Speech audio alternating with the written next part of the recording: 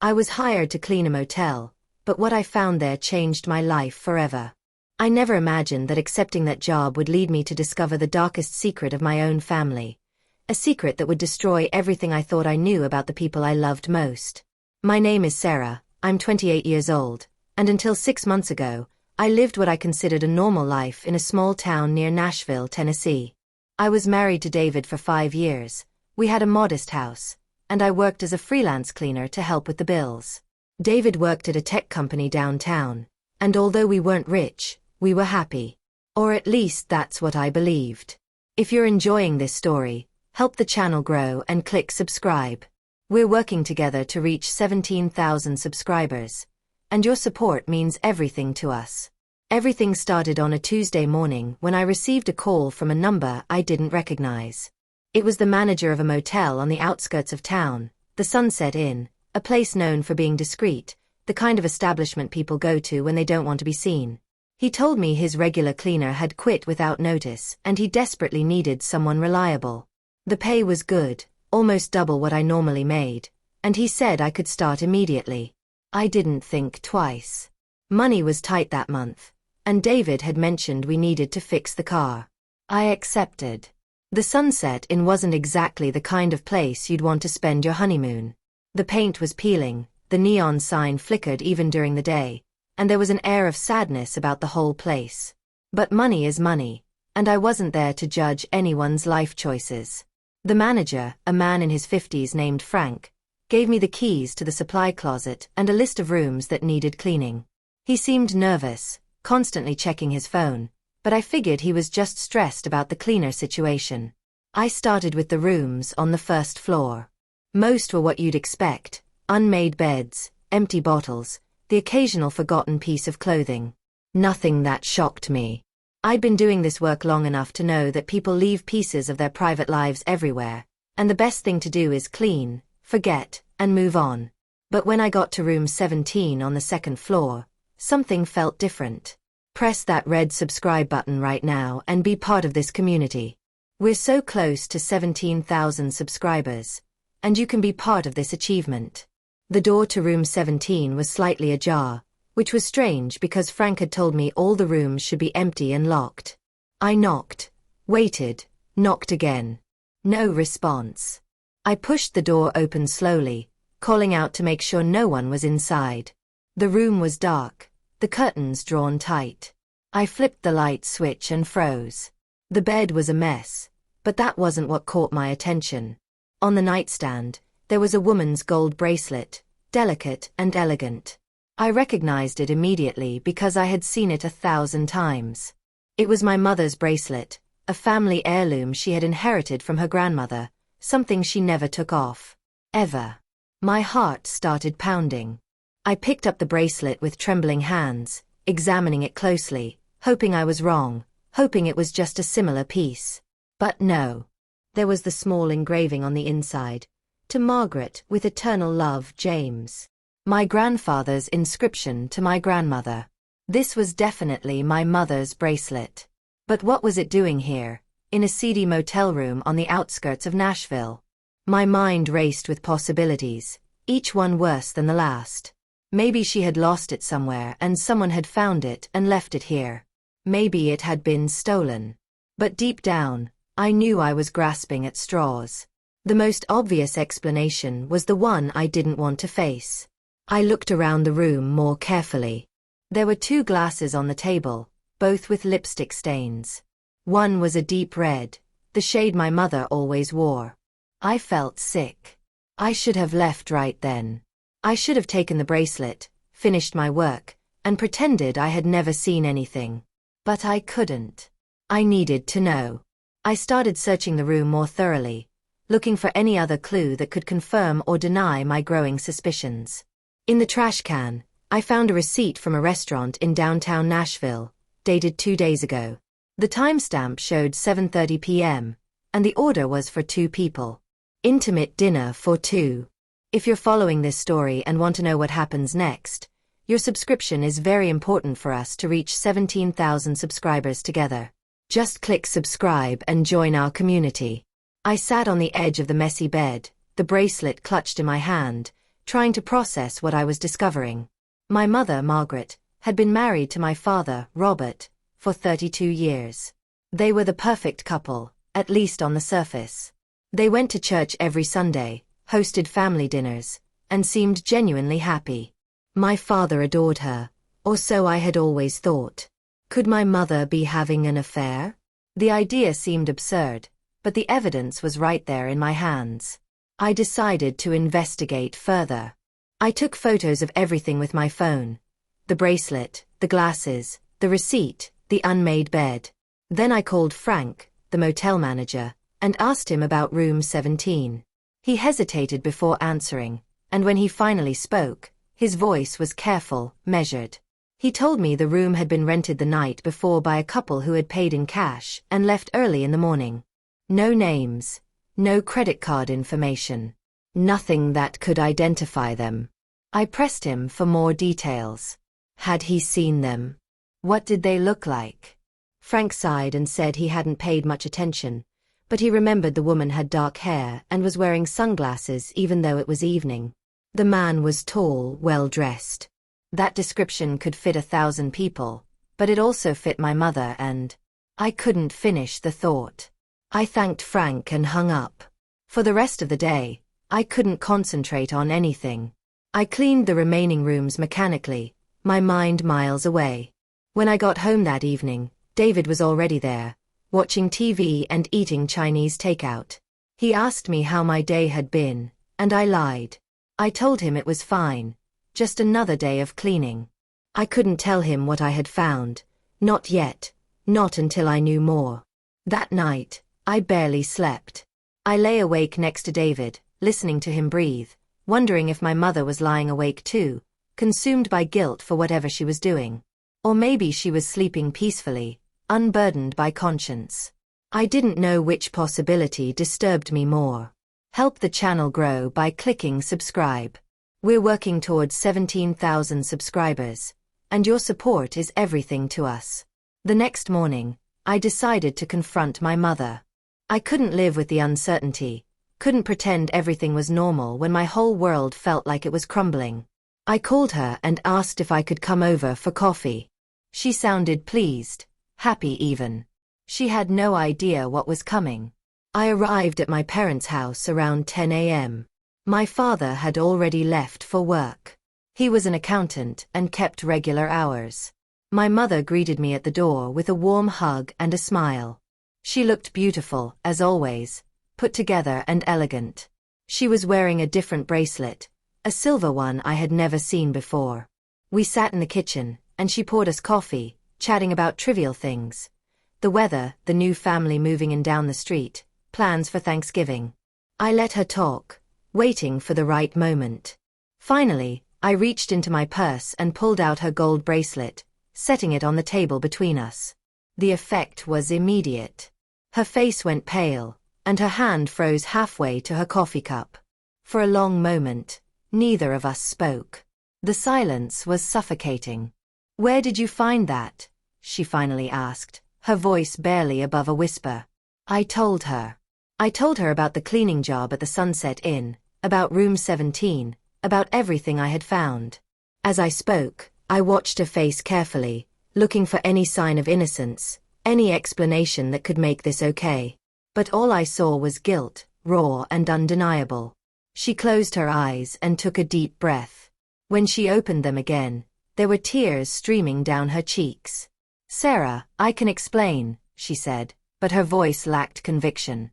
She knew there was no explanation that could make this right, no words that could undo what I had discovered. We're almost at 17,000 subscribers, and you can be part of this milestone. Click subscribe right now and join us on this journey. I asked her the only question that mattered. Who is he? She shook her head, refusing to answer at first, but I pressed. I told her I deserved to know, that I had a right to understand why she was destroying our family. Finally she spoke, and what she said shattered what little remained of my world. "It's not what you think," she began. "I'm not having an affair in the way you imagine. It's complicated. Sarah, the man I've been seeing, he's someone from my past, someone I thought I had left behind forever. His name is Thomas, and he was my first love, before I met your father. We were supposed to get married, but circumstances tore us apart. He was from a wealthy family, and they didn't approve of me. We lost touch for 30 years, and then, 6 months ago, he found me on social media. He was in Nashville for business, and he wanted to meet, just to catch up, to see how life had treated me. I felt anger rising in my chest. So you decided to meet him at a motel? To relive old times? My voice was sharp, cutting. She flinched at my tone. It wasn't supposed to happen, she continued, her voice breaking. We met for coffee the first time, just talking, remembering. It felt innocent, nostalgic. But there was still something there, Sarah, something I thought had died decades ago. He told me he had never stopped thinking about me, that his marriage had been loveless, that seeing me again made him realize what he had lost. And I felt things I hadn't felt in years. Your father is a good man, but our marriage had become routine, predictable. Thomas made me feel alive again, made me feel seen. I couldn't believe what I was hearing. My mother, the woman who had raised me to value honesty and commitment, was justifying an affair because she felt alive. I asked her if she loved Thomas, and she hesitated before answering. I don't know, she admitted. I love the way he makes me feel, but I also love your father, love the life we've built together. I'm torn. Sarah. I'm so incredibly torn. Your subscription helps us reach 17,000 subscribers. Click that subscribe button and be part of our growing community. We need your support now more than ever. I asked her if my father knew. She shook her head quickly, panic flashing in her eyes. No, and he can't know. It would destroy him. Sarah, please, you have to promise me you won't tell him. This is between us. I'll end it with Thomas, I promise. I'll make this right. But even as she said the words, I could see the doubt in her eyes. She didn't want to end it. She wanted to have both, the security of her marriage and the excitement of her affair. I left my parents' house without making any promises. I was angry, confused, and heartbroken. I loved my father deeply. He was a kind, gentle man who had devoted his life to his family. He deserved better than this. But I also loved my mother, and the thought of exposing her affair and watching my family fall apart was unbearable. I was caught in an impossible situation, and I had no idea what to do. Over the next few weeks, I tried to act normal, but it was torture.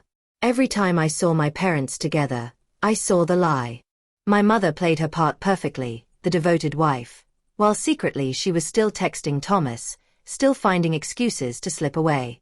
I knew because I started watching her more closely, noticing the small changes in her behavior.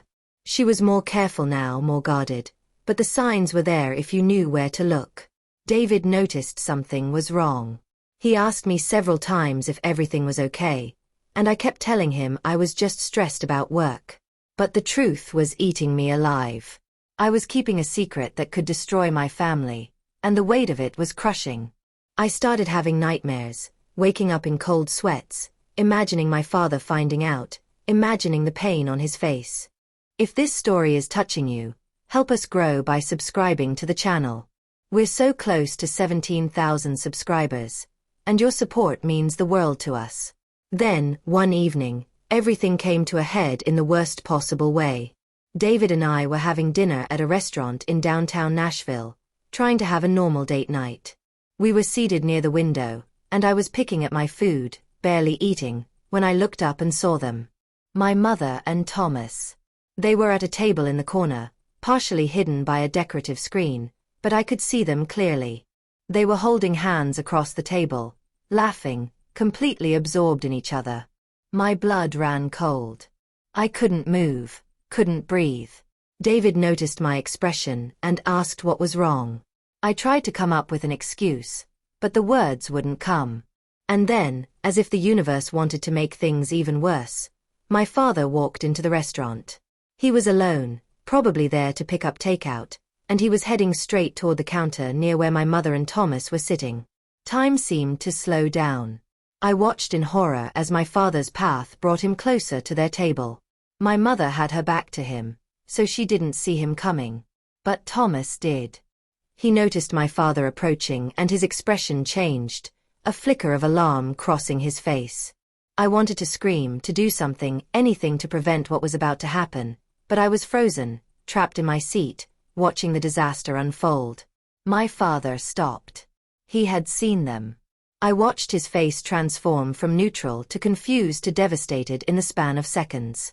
He stood there, staring at his wife holding hands with another man, and the look of betrayal on his face was something I will never forget. It was like watching someone die inside. Hit that subscribe button and help us reach our goal of 17,000 subscribers.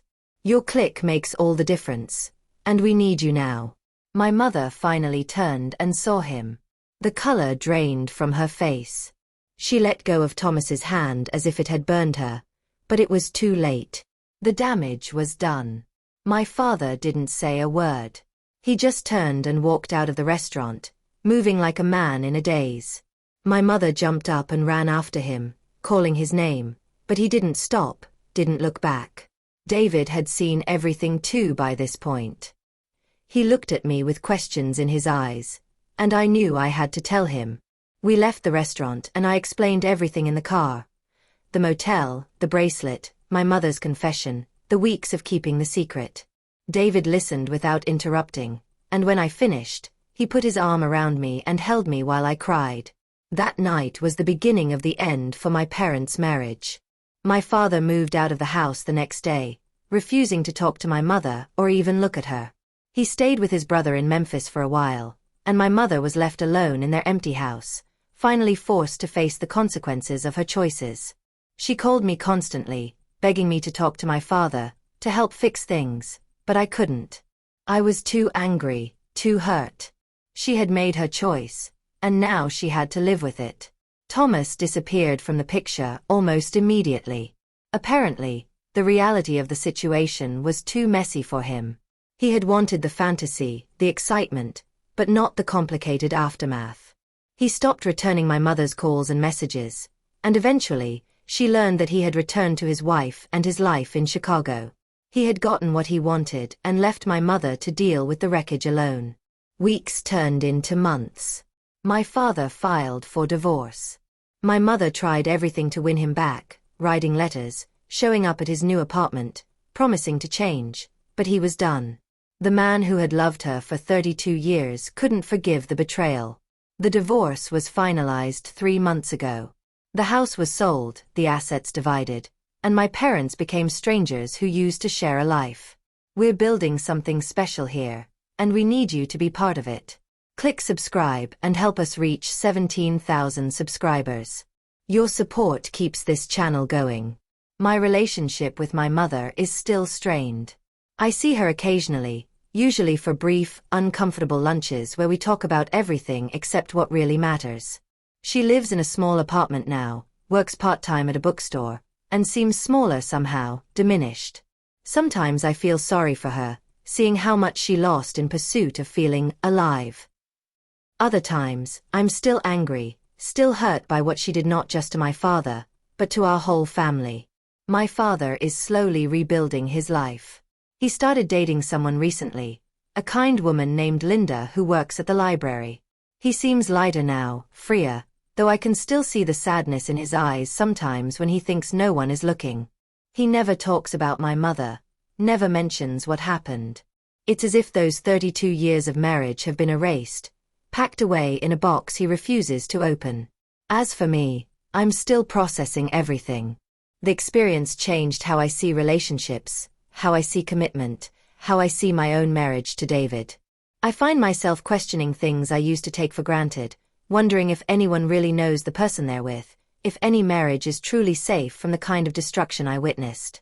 David has been incredibly supportive, but I know he's worried too.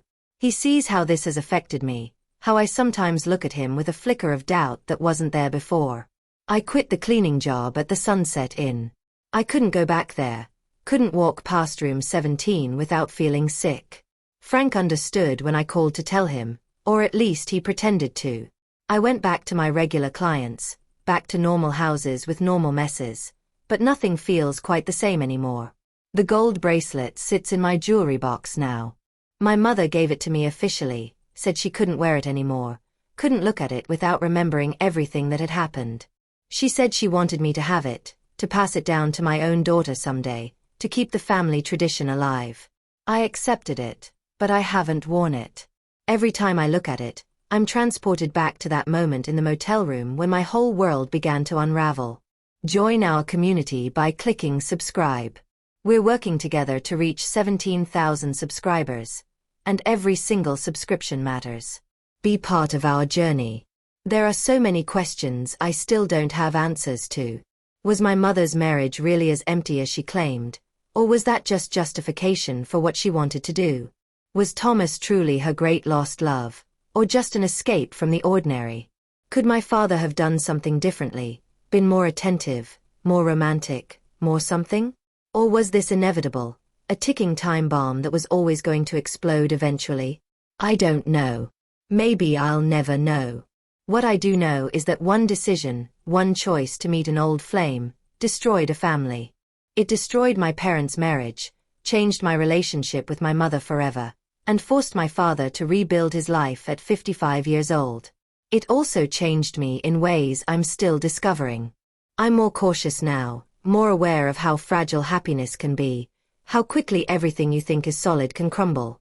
Sometimes I wonder what would have happened if I had never taken that job at the Sunset Inn. If I had never walked into room 17, never found that bracelet, would my parents still be together? Would they be happy? Or would the lie have eventually come out some other way? Part of me wishes I had never found out.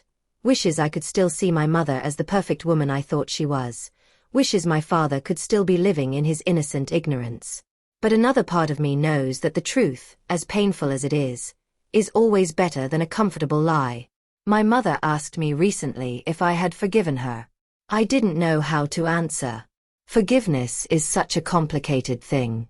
I understand that she's human, that she made a mistake, that she was searching for something she felt was missing in her life. I understand all of that intellectually. But emotionally, there's still a part of me that's angry, that feels betrayed not just for my father but for myself, for the image of my family that was destroyed, for the innocence I lost when I discovered that my mother was capable of such deception. Click that red subscribe button right now and help us reach 17,000 subscribers. We're building something amazing here, and we want you to be part of it. I think about my own marriage more now. David and I have been together for 5 years, and I used to think that was enough to prove our relationship was solid. But my parents were together for 32 years before everything fell apart. Time doesn't guarantee anything. I find myself watching David more carefully, looking for signs of dissatisfaction, wondering if he ever feels bored or trapped or curious about what else is out there. He assures me he doesn't, that he's happy, that what happened to my parents won't happen to us. But how can he be sure? How can anyone be sure? The worst part is the doubt. My mother's affair planted a seed of doubt in my mind about everything. About love, about commitment, about whether anyone can truly be trusted. I hate that. I hate that her choices affected not just her own life but rippled outward, touching everyone around her, changing how I see the world, how I see my own relationship. That's the hidden cost of betrayal. It doesn't just hurt the people directly involved. It sends shockwaves through entire families, entire networks of relationships, changing how everyone thinks and feels and trusts. I haven't been back to that part of Nashville since everything happened. I avoid driving past the Sunset Inn, avoid that whole area of town. It's silly, I know. It's just a building, just a place. But it represents something to me now, a turning point, the moment when everything changed. Sometimes I wonder if there are other daughters or sons out there who have cleaned that motel, who have found similar evidence, who are carrying similar secrets. It's a strange thought, but it makes me feel less alone somehow. I got a text from my mother this morning. She said she misses me, misses our old relationship, wishes things could go back to how they were. I haven't responded yet. I don't know what to say. The truth is, things can never go back to how they were. We can move forward, we can try to build something new, but we can't go back. The past is gone, replaced by this new reality where my mother is a woman who had an affair, my father is a divorced man rebuilding his life, and I'm the daughter caught in the middle, trying to figure out how to love them both while dealing with all the complicated emotions their choices created. If you've been following Sarah's story and want to know what happens next, please subscribe to our channel. We're so close to 17,000 subscribers, and your support means everything. There's a part of this story I haven't told yet, something that happened just last week that has made everything even more complicated. I received a letter in the mail, addressed to me in handwriting I didn't recognize.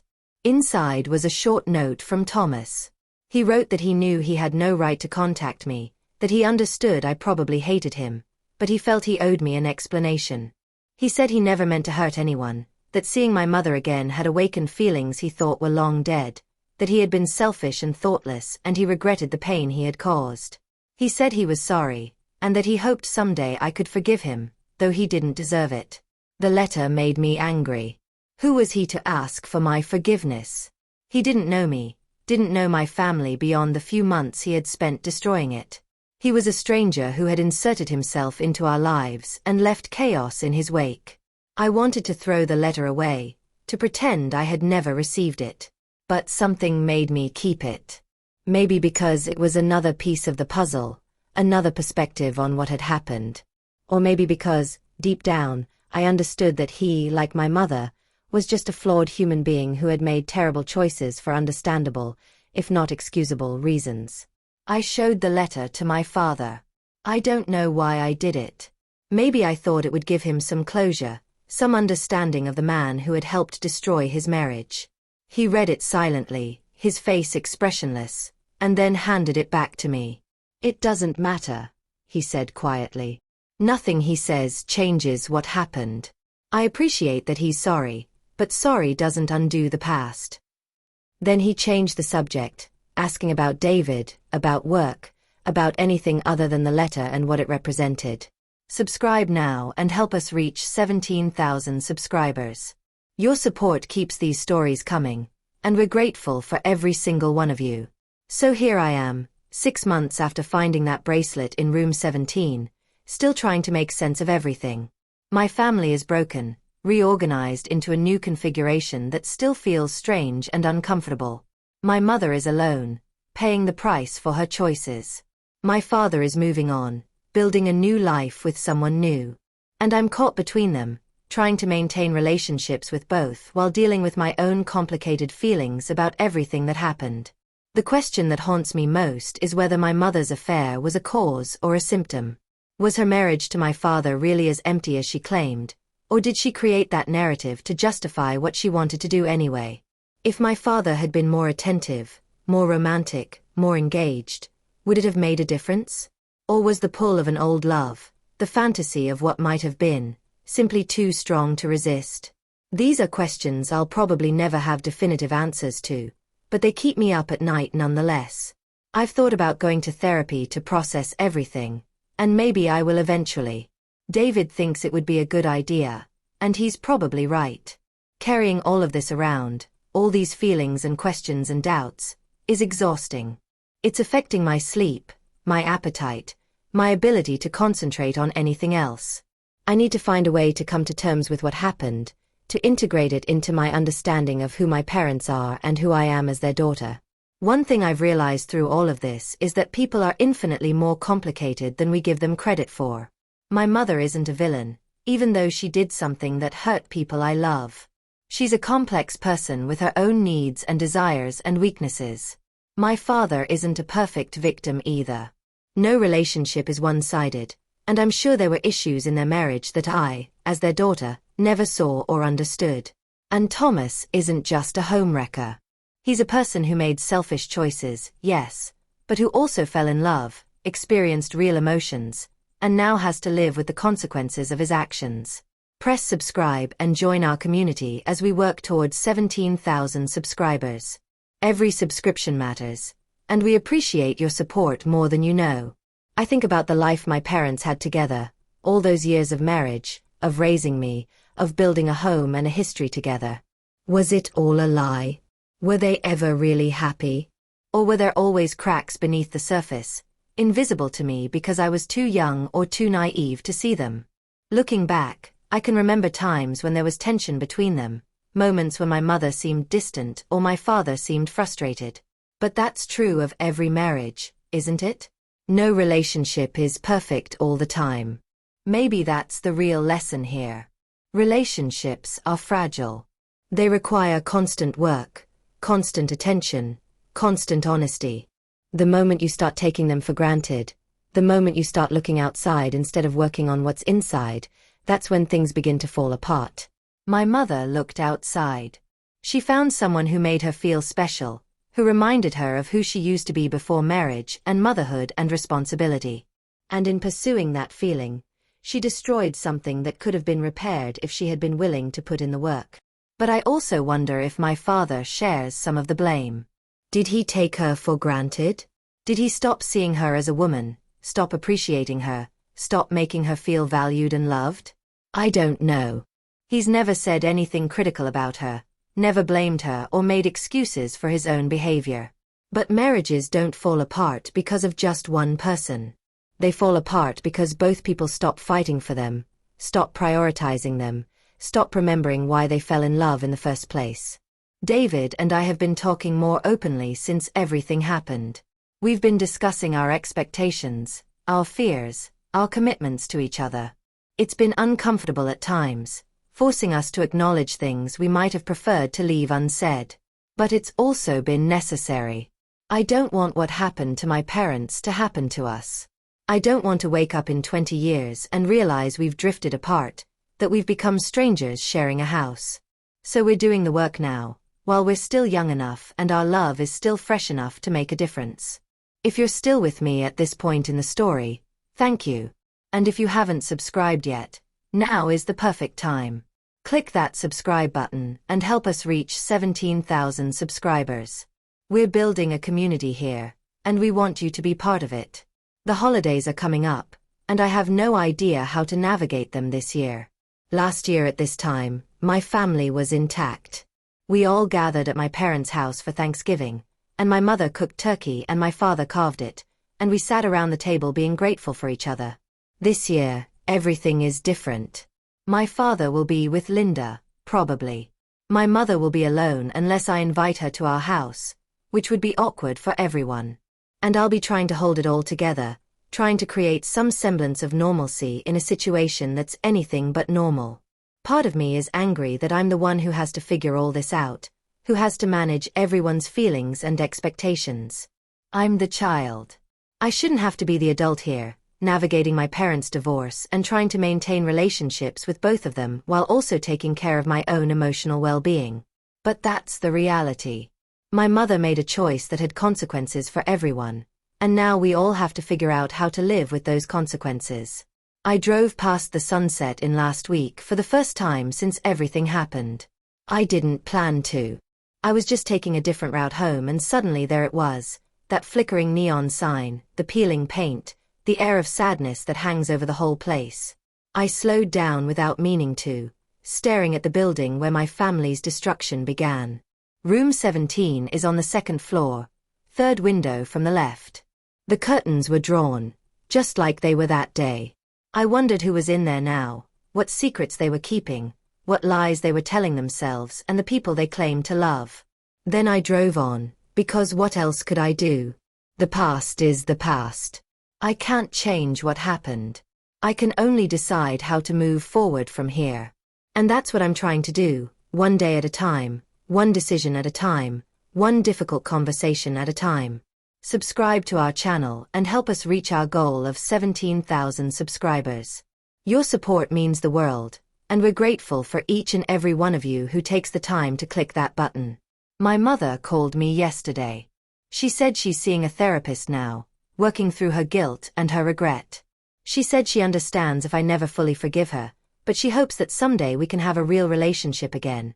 Not the superficial one we have now where we talk about weather and work and carefully avoid any subject that might lead to uncomfortable emotions. She said she loves me, that she's sorry for how her choices affected me, that she wishes she could go back and make different decisions. I told her I love her too, because I do, even though I'm angry, even though I'm hurt, even though part of me will probably never fully trust her again. She's my mother. That doesn't change, no matter what she's done. But love isn't enough to erase pain, and forgiveness isn't something that happens overnight. It's a process, and I'm still in the middle of it, trying to figure out how to reconcile the mother I thought I knew with the woman who had an affair, trying to understand how both versions of her can be true at the same time. I've been thinking a lot about what I would have done if I had been in her position. If I had met an old flame who made me feel alive again, who reminded me of who I used to be before all the responsibilities and routines of adult life, would I have been strong enough to walk away? Would I have chosen my marriage, my family, my commitments? Or would I have been tempted, like she was, by the fantasy of recapturing youth and passion and possibility? I'd like to think I would have made the right choice, but I'm not sure. People don't fall into affairs because they're bad people. They fall into them because they're weak people, or lonely people, or people who have convinced themselves they deserve more than what they have. That's not an excuse for what my mother did. There is no excuse. But it is an explanation, an attempt to understand the human complexity behind choices that seem, from the outside, incomprehensible. We're all capable of betrayal, all capable of hurting the people we love, all one bad decision away from destroying the lives we've built. That's a terrifying thought, but it's also a humbling one. It reminds me to be careful, to be intentional, to never take my own relationships for granted. Help us grow by clicking subscribe. We're working towards 17,000 subscribers, and every single subscription brings us closer to that goal. Thank you for being here. So what would you do in my place? If you discovered your mother was having an affair, if you watched your family fall apart because of her choices, how would you respond? Would you forgive her eventually, or would the betrayal be too deep? Would you try to maintain relationships with both parents, or would you take sides? Would you let it change how you see your own marriage, or would you keep the two situations separate? These aren't easy questions, and I don't think there are right or wrong answers.